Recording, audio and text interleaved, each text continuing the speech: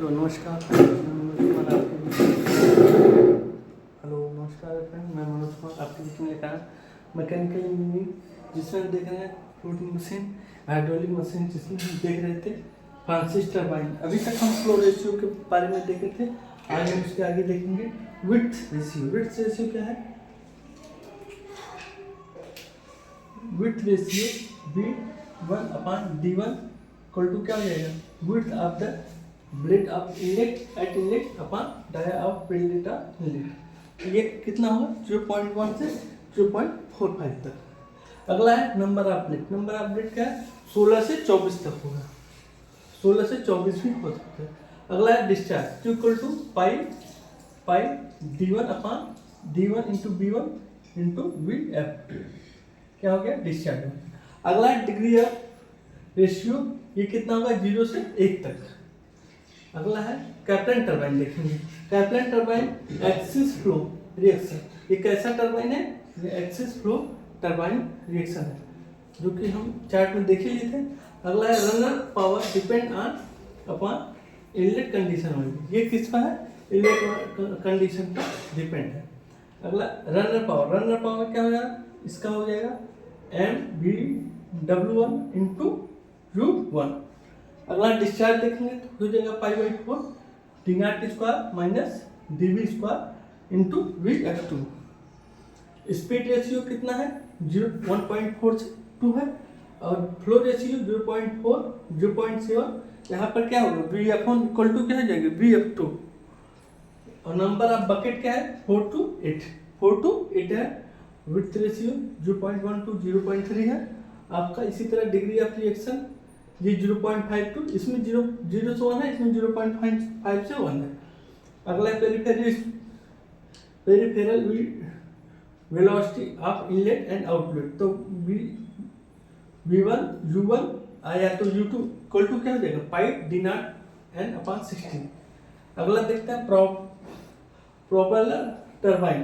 तो propeller turbine क्या है? It consist axis flow runner with 4 और 6 ब्लेड। इसमें क्या है? एक्सिस फ्लो है ना, एक्सिस फ्लो टरबाइन है, लेकिन इसमें क्या है? 4 से 6 तक क्या है? ब्लेड है इसमें। और कैसा है? एरोफॉइल शेप्ड है। कैसा शेप्ड है? एरोफॉइल शेप्ड है। Runner is generally kept horizontal, कैसा रहेगा? और सॉफ्ट कैसा रहेगा?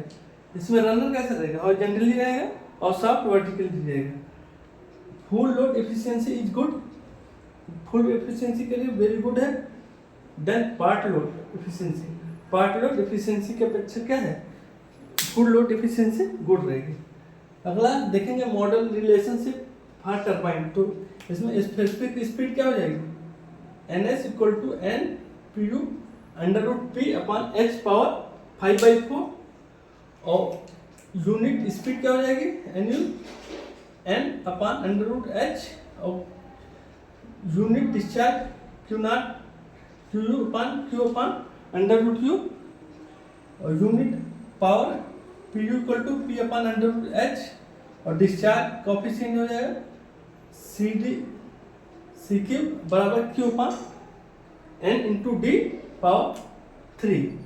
इसी तरह हेड कोफिशिएंट देखेंगे तो CH क्या हो जाएगा? H upon N² into D²। और इसी तरह पावर कोफिशिएंट देखेंगे तो P अपॉन हो जाएगा N³ upon D power 5। D power क्या है? 5 है।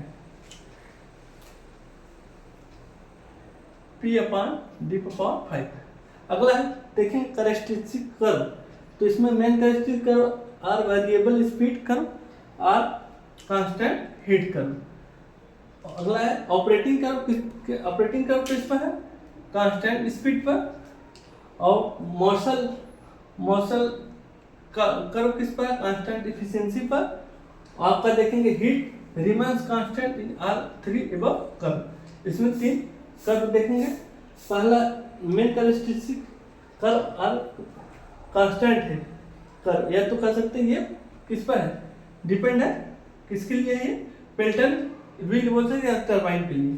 तो इसमें देखेंगे आपका यूनिट डिस्चार्ज और यूनिट स्पीड के बीच में कर्व है।